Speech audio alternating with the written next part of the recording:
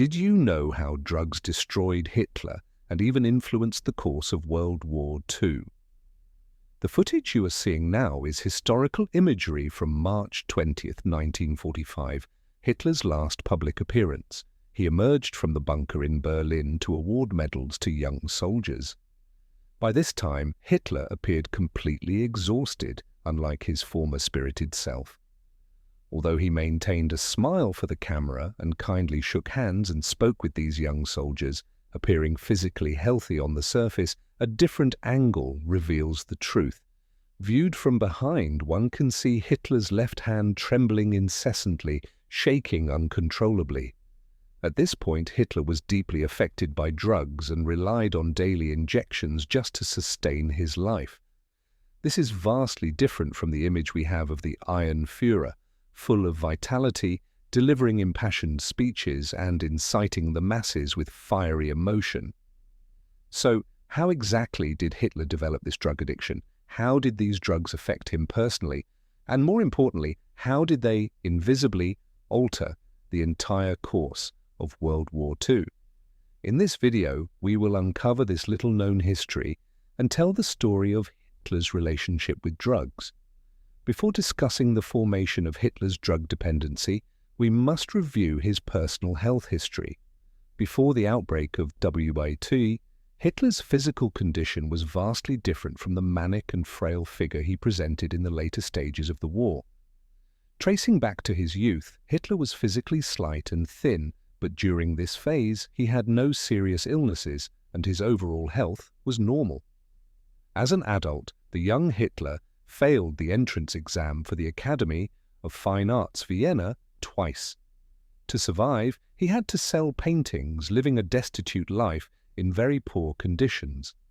The malnutrition caused by poverty made him appear frailer than his peers, and combined with an irregular sleep schedule, his health state during this period could be described as mentally repressed and isolated, with a body barely holding on. Hitler repeated this dull and tedious life every day, appearing unremarkable. However, the outbreak of World War I in 1914 completely changed his situation. For the frustrated Hitler, the war felt like a summons from destiny.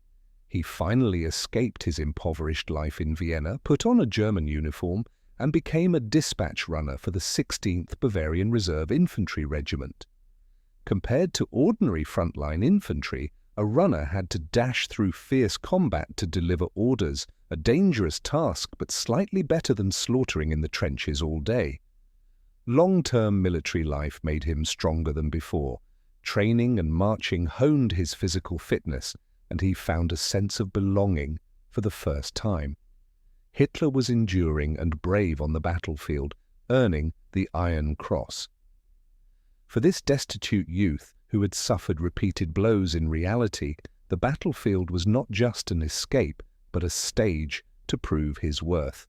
However, amidst the artillery fire, injury was inevitable. In the Battle of the Somme in 1916, he was wounded in the leg and sent to a hospital for several months. In the Battle of Ypres in 1918, he suffered temporary blindness from a mustard gas attack. Although these left him with significant pain, his overall recovery was decent. After WI ended, Hitler retired and returned to Munich, turning to politics and leading the Nazi Party on its path to power. During this period, his health was generally stable. He did not smoke or drink and maintained a vegetarian diet. These habits led the public to view him as disciplined and healthy. In public, he was energetic and capable of long speeches. His voice and presence were soaring, making his speeches highly infectious and winning him a large following. However, in 1933, as the Nazi Party took power and Hitler assumed control, his workload increased.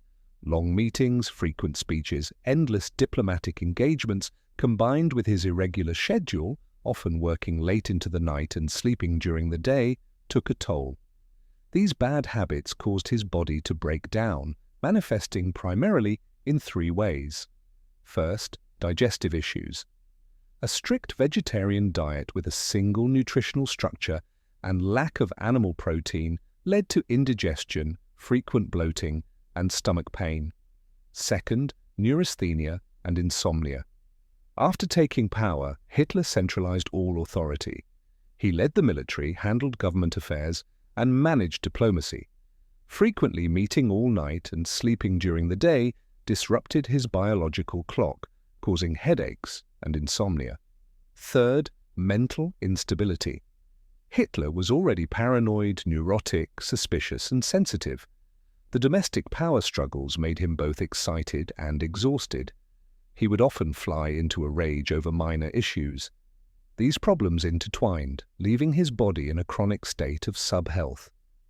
Although many doctors tried to treat him, they prescribed conventional cautious remedies, rest or dietary adjustments. But for an impatient man like Hitler, he hated hearing about slow treatments. He wanted a method that would work immediately. At this moment, a miracle doctor who truly understood Hitler appeared, Theodor Morell. The name Theodor Morell may not be as well known as Himmler or Göring, but he was indispensable in Hitler's life. It was this man and his syringes that pushed Hitler step by step into the abyss of drug dependency.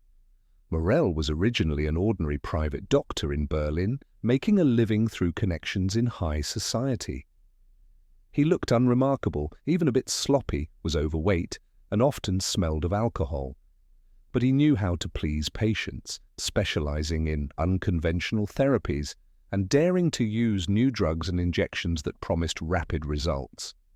Morell had cured Hitler's personal photographer, Heinrich Hoffmann. Through Hoffmann's introduction, Morell met Hitler at a banquet in 1936. The cunning Morell realized that immense wealth and status were within reach. He promised Hitler he had found a revolutionary way to cure him. Thus, he successfully entered Hitler's inner circle.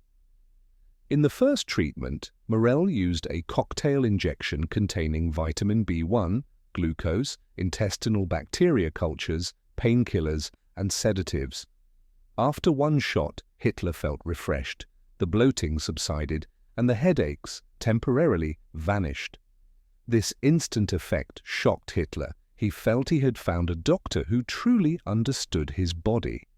From then on, Morell replaced others to become Hitler's personal attending physician. Morell fawned over Hitler, catering to his every whim. He never said no to Hitler's health complaints, always producing a so-called miracle drug to provide immediate relief. This contrasted sharply with the caution of other doctors, fitting perfectly with Hitler's mindset. Hitler believed science and drugs could create miracles, just as he believed his will could change everything.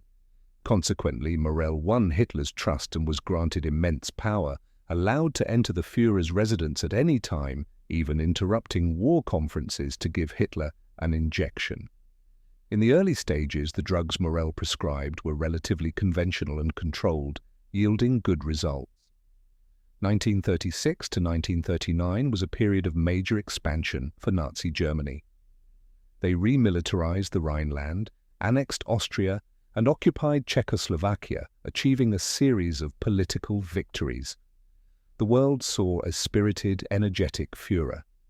At the Munich conference, he appeared confident and composed before British Prime Minister Chamberlain, playing the appeasing British and French leaders like fiddles. While touring Austria, he waved to countless people from high perches, seemingly possessing infinite energy. But behind these appearances, drugs were secretly at work. Whenever he was exhausted, a shot from Morell would instantly restore his spirits. Drugs became the invisible pillar maintaining Hitler's Superman image. However, over time, Hitler developed a tolerance to these injections. The effects waned. So in 1938, Morell introduced a new drug into the mix, Pervitin. Its active ingredient was methamphetamine, what we now know as crystal meth. This was Germany's most popular stimulant, capable of keeping a person awake for long periods. Under the influence of Pervitin, Hitler became abnormally excited. He could command armies in meetings all night and still deliver rousing speeches during the day. To outsiders, his energy seemed superhuman, but Morel knew it was drug-induced. Hitler seemed very satisfied with this. At his urging, Germany began distributing Pervitin in mass quantities to the army to keep soldiers in a state of high combat readiness for extended periods. Even the German public frequently bought Pervitin. It was initially marketed as an anti-fatigue medicine, sold openly in pharmacies at a low price. Advertisements claimed it made you more confident, happier, and more efficient. It became a trendy drug for stress relief and alertness. Essentially, Germany, from the head of state and generals down to ordinary soldiers and citizens, fell into a state of mass intoxication. Driven by drugs, the entire nation entered a false state of hyperactivity. These crazed addicts were about to drag the world into a new war. On September 1, 1939, Germany invaded Poland, sparking World War II. In the Polish and French campaigns, German soldiers, supported by Pervitin, performed extreme marches and fought day and night, maximizing the effect of the blitzkrieg. In just 6 weeks, they defeated France, supposedly the strongest land power in Europe. During this time, Morel prepared stronger doses for Hitler to keep him awake, allowing him to adjust to the rapidly changing battlefield situation at any moment. After every injection, Hitler was invigorated, excitedly discussing battle plans with his staff. The drugs put both the German army and the Führer into a hyperactive state where they felt omnipotent. Hitler attributed this to willpower, but in reality, stimulants were providing the energy. From the outside, it was a military miracle. From the inside, it was a drug-driven war. The victory in France allowed Germany to wash away the shame of defeat from 20 years prior. Hitler's prestige at home reached its peak. The public fanatically supported him, viewing him as Germany's savior. Hitler himself fell into a near-mythological state of mind, convinced his intuition surpassed the judgment of professional generals. Under his leadership, the German army seemed invincible, and he believed any risk could be overcome by will. This psychology stemmed partly from the drugs. Stimulants gave him abnormal confidence and a delusion of invincibility, but the side effect was that he became more irritable, impatient with opposing views, and incapable of imagining failure, leading to increasingly risky strategies. Not satisfied with his military achievements, Hitler launched the ambitious Operation Barbarossa. On June 22, 1941, over 3 million German troops attacked the Soviet Union, beginning the largest and most brutal conflict in human history, the Eastern Front. German tank units drove deep into Soviet territory at astonishing speeds, advancing hundreds of kilometers in weeks and capturing over 1 million Soviet soldiers. Hitler confidently believed Germany needed only 3 to 4 months to make the Soviet Union collapse completely. He told those around him, "The Soviet Union is like a house of cards. Kick the door, and the whole structure will collapse." However, this excitement was soon shattered by reality. In the winter of 1941, German troops met stubborn Soviet resistance at the gates of Moscow. Combined with the extreme cold, the exhausted German troops were overextended, and many froze to death. To be closer to the Eastern Front for command, Hitler moved to the Wolf's Lair in East Prussia. Between 1941 and 1944, he spent most of his time there. But the environment was poor, located between forests and lakes, surrounded by swamps with dense vegetation and swarms of mosquitoes. It was muggy in summer and bitterly cold in winter. The harsh environment exacerbated Hitler's ailments. Due to the oppressive atmosphere, physical discomfort, and the immense mental stress from the worsening situation on the Eastern Front, Hitler's dependence on Morel's drugs deepened. He relied on injections almost daily to maintain his energy and mood. Without them, he suffered withdrawal symptoms, extreme fatigue, severe stomach pain, and depression. He could no longer recover naturally and would demand Morel hurry with the needle. Over time, he stopped distinguishing between antibiotics, drugs, or stimulants. He only trusted Morel's needle. In early 1943, the German defeat at Stalingrad shocked the world. The entire Sixth Army of over 300,000 men was annihilated. Germany suffered a devastating strategic blow. Following this, the tank units failed at the Battle of Kursk, and the Eastern Front shifted entirely to defense. Although Hitler continued to shout, "Victory is in sight," in propaganda, privately he was under immense pressure. He knew defeat meant he would be destroyed by the Allies, especially by his nemesis, Stalin. Faced with this predicament, a mentally and physically exhausted Hitler ordered Morel to keep him energized at all costs. By this time, Morel had completely crossed the line of medical ethics. Records show that after 1943, Morel injected Hitler at least once a day. He prescribed over 70 different substances, including morphine, cocaine, barbiturates, sedatives, hormone preparations, and even bull testosterone extracts.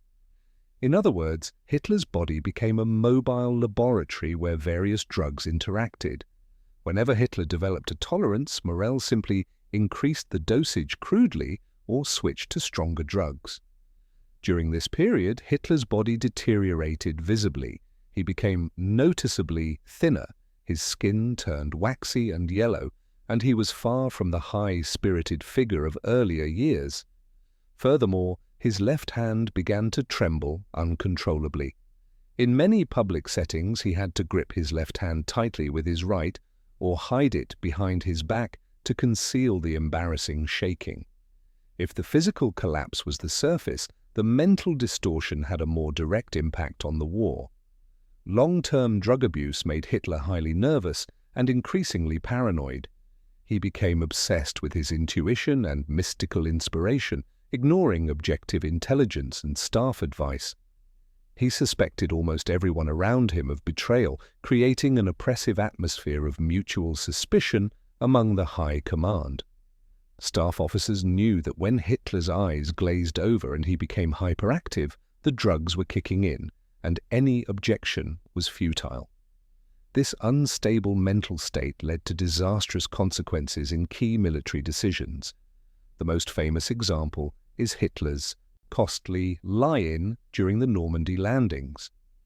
In the early hours of June 6, 1944, the Allies launched the D-Day invasion to open a second front in Europe.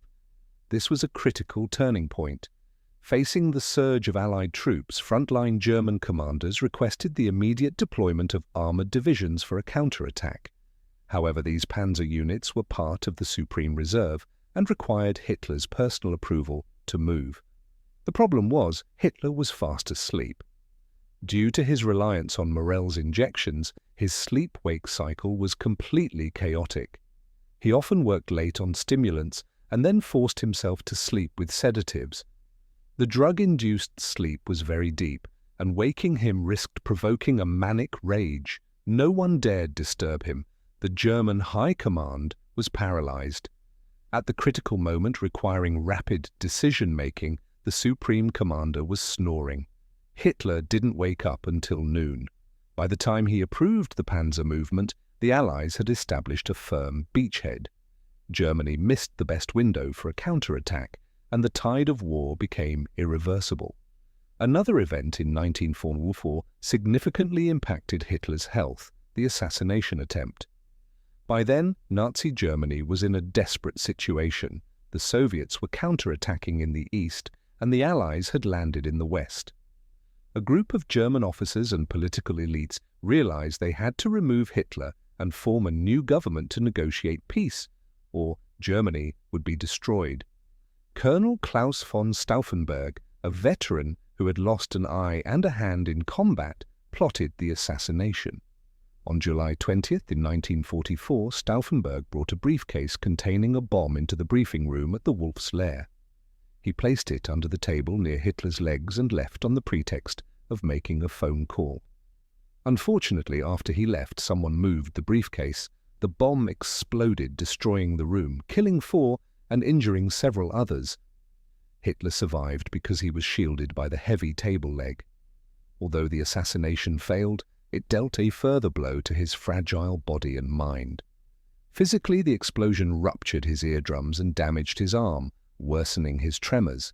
Mentally, he fell into extreme paranoia, seeing conspiracies everywhere and losing all trust in the Wehrmacht. He conducted a brutal purge, arresting over 5,000 people and executing about 200, including top generals like Rommel. After the assassination attempt, Hitler seemed to age overnight. He walked with a stoop, his eyes were sunken, and even Morell's drugs could no longer restore his spirit. As Hitler's health collapsed, so did his empire. By the spring of 1945, the Third Reich was crumbling. The Soviets were at the gates of Berlin, and the Allies had crossed the Rhine. Germany's industry, transport, and military were destroyed. The bunker beneath the Reich Chancellery in Berlin became Hitler's final refuge. It was cramped, damp, dark, and airless, filled with the sound of constant bombardment. By this time, Hitler was a hollow shell, ravaged by drugs. His hair was thin, his face ashen, his eyes glazed. His Parkinson's symptoms were severe. His hand shook so badly he couldn't even draw a line on a map. He was no longer the leader who could incite millions, but a sick man clinging to life through medication. Morell remained a key figure in the bunker. During this period, he injected Hitler 3 times a day, a morning shot of glucose and stimulants to get him out of bed, a daytime shot of painkillers and hormones to relieve pain, and a nighttime sedative to help him sleep through the bombing. But while drugs could temporarily relieve Hitler's pain, they could not prop up a collapsing empire. On April 16, 1945, the Battle of Berlin began. Over 2 million Soviet troops attacked, while only 80,000 German defenders remained. Resistance was futile. On April 20th, the 56-year-old Hitler celebrated his final birthday in the bunker. With Berlin engulfed in flames, the telegrams of congratulations from the outside world seemed like irony. 10 days later, on April 30th, a hopeless Hitler committed suicide. On May 2nd, the Soviets captured the Reichstag, planting the red flag on its roof. The once mighty Nazi empire was declared dead, swept into the ruins of history along with Hitler. From the outside, Hitler's life seemed to symbolize power and will. He was the instigator of W-Tunes, who could shape the world's fate single-handedly. But behind the glittering facade lay a cruel truth.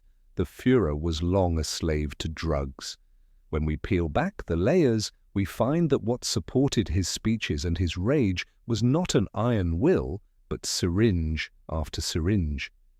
Drugs gave him brief moments of hyperactivity and confidence, but they slowly devoured his reason and body, pushing him toward madness and destruction. The Nazi war machine, seemingly powerful, was built on the same false, drug-induced high. Pervitin allowed German soldiers to unleash astonishing combat power in the short term, but it couldn't fix the fundamental flaws in strategy and resources. The entire empire was overdrawing its energy. The more hyperactive it became, the faster it collapsed. A regime built on illusion and deception, no matter how loud its roar, cannot escape the fate of disintegration. Hitler's drug dependence was not just his personal tragedy, but a microcosm of the Third Reich's fate, seemingly strong, actually hollow, and ultimately crashing down.